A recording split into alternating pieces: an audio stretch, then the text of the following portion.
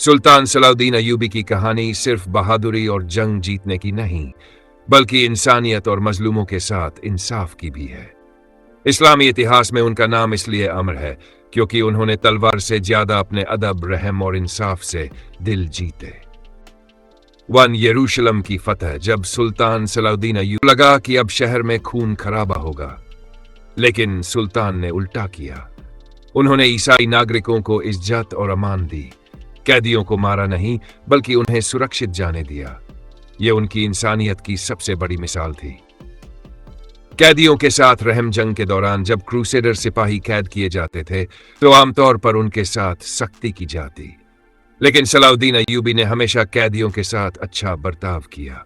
एक मशहूर वाकया यह है कि उन्होंने एक कैदी को अपनी फौज में शामिल कर लिया और उसे इज्जत दी, मानो वो दुश्मन नहीं बल्कि अपना साथी हो। मजलूमों की मदद। एक मुस्लिम औरत पर जब क्रूसेडरों ने जुल्म किया तो वह सीधे सलाउद्दीन के पास पहुंची।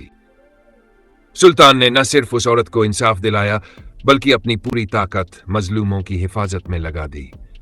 यह साबित करता है कि उनके लिए हक और इंसाफ सबसे ऊपर था। जंग में इंसाफ। सलाउद्दीन अय्यूबी हमेशा अपने सिपाहियों को ताकीद करते थे कि जंग सिर्फ दुश्मन फौज के खिलाफ है, निहत्थे लोगों, औरतों और बच्चों को कभी नुकसान न पहुंचाया जाए। वह मासूमों पर हाथ उठाने को सबसे बड़ा गुनाह मानते थे। सलाउद्दीन अय्यूबी की जिंदगी हमें सिखाती है कि असली लीडर वो है जो ताकत मिलने पर भी रहम, इंसाफ और इंसानियत को न भूले।